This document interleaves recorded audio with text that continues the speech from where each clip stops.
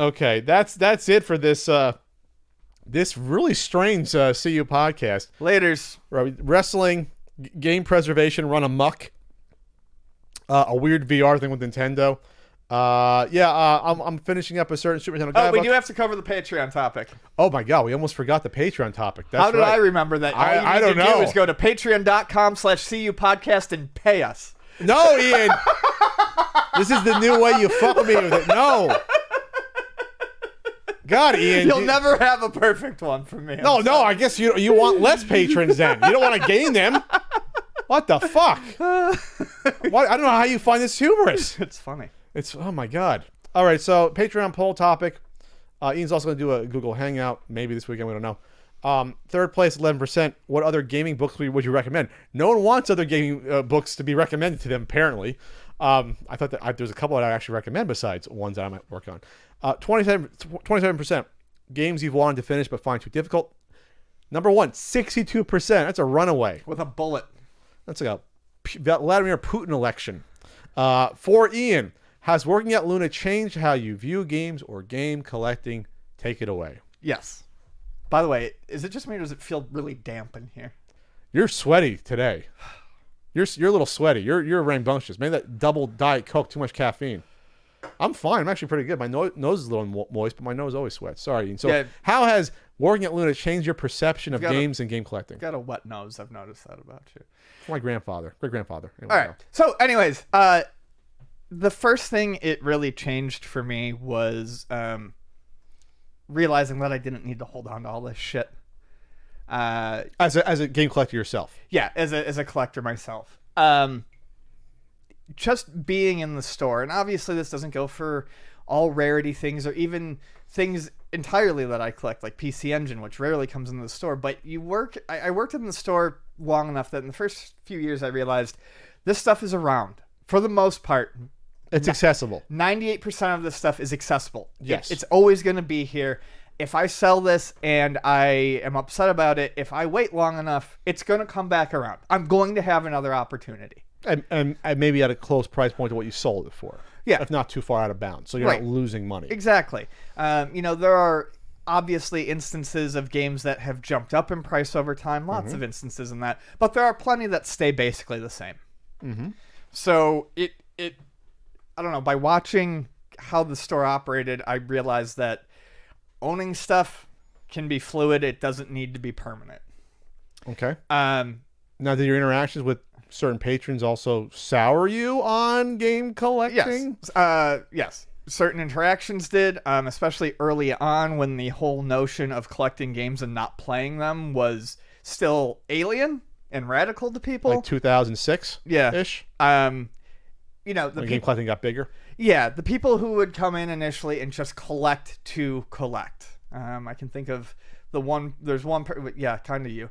But there was one person in general who, just when I met them, they put it to me in such a way that seemed so unappealing and so actually uninterested in the history of what they were doing. It seemed like they wanted to collect it just to One of those looks good on a shelf sort of thing? Yeah, I've heard that. Our mutual person we know that.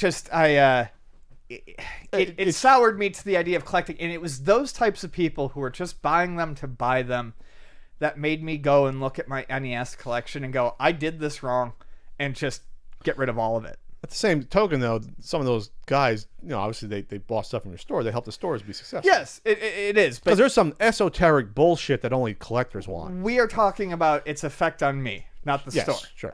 Yes, business is good for the store. I'm talking about me. It made me go home and look at it and realize I don't want all this shit on my shelf if I'm not using it. So I did. That was kind of the start of me getting rid of my NES collection. It was so big and so overgrown, and I wasn't going for a complete, but getting rid of, like, picking and choosing what I wanted to keep just seemed daunting. And I was like, you know what? At that point in time, the N8 EverDrive had the EverDrive, the N8 had reached That already come out. perfection. Yeah, it had been reiterated a few times. I got one, and I let that replace my library. I'm more into just playing games now than I am into collecting them.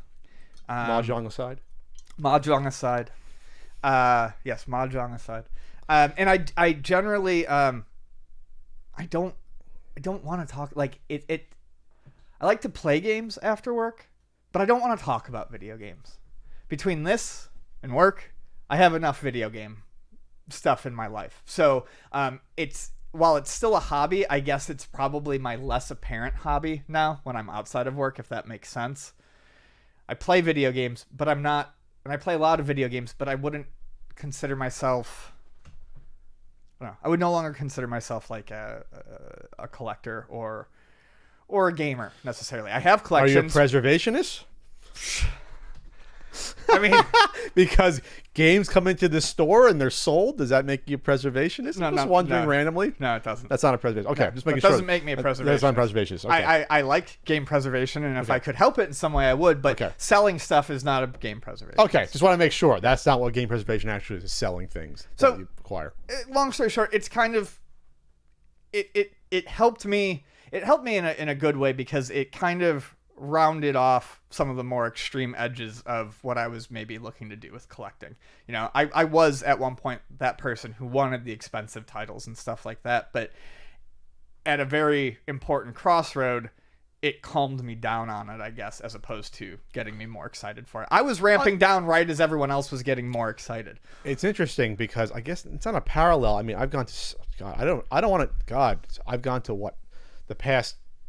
My first conventions related to stuff was like 2010 with like MagFest and then like SGC. So in the past 8 or 9 years, I've probably been to like 60 plus conventions. Holy shit. Maybe something like that, 50 to 60 conventions. My God, something like in that area. So after you go to a lot of these conventions, you're constantly seeing, you see a lot of the same vendors.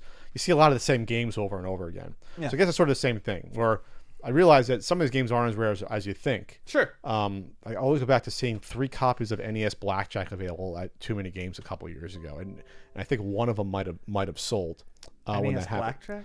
Blackjack on the NES, yes. You forget it's a Oh, game. yeah. It's a rare game. Just blackjack. It's a rare yes, game. Yeah. You never find it at the swap meet. It might have come in Luna like one time ever. You know what I mean? Like, Yeah, I think we've had it twice. yeah, twice. That's twice in like whatever, 12, 15 years, whatever. So I saw 3 of them on convention. Then you keep going to conventions, and then the same convention, you see 3 stadium events. Portland, there was 3 stadium events. Within 50 feet of each other, there was 3 stadium events, literally across from the different vendors. So it's the same sort of thing. They're not as rare. We're past the point of people looking out for this stuff. It's now mainstream since smartphones that anyone holding on to these in their attic or they'll look it up and see, oh, this is rare. I'm not going to throw it out, or this is worth money. I won't get rid of it. Or even if I can get $20 for 5 NES games, I will probably do that. Mm-hmm. We are 7 years past that point. At least 6 years past that point where people know to look out for this stuff. So it's the same sort of thing. It's sort of like what happened to parallel with me collecting Star Wars toys, where once eBay hit, I figured out, oh no, they made millions of all these Star Wars toys. They shouldn't be worth what we think they are, and they're a lot easier to get. Yeah. And now that's happened. We've matured that way with most video games. Most of them. I say at this point, there's not really any sort of console out there that people are looking out for and realizing, oh, we still have to find these, or have to. There's a collector for every system. Jaguar or Neo Geo Pocket Color. There's a collector for every system at this point. So we're past that point of having to hoard all this stuff to make sure that it's in people's hands. There's no need to quote unquote preserve it to that extent anymore. We're past it. So that's how it happened.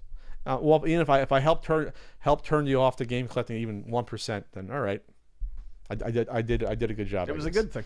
It was a good thing. I still bought that Baby Boomer. We became friends, even though it was awkward at first. Prince of Persia. Prince of Persia, Baby Boomer, all those. DuckTales in the box, two in the box for a good deal. I think I bought it for $40. That's when it was worth. That's when the cart was worth $40. Yeah. And I got it complete for $40. Thanks for that good deal. You're welcome. Good bro price. Bro price. It's still on the shelf. I haven't sold it.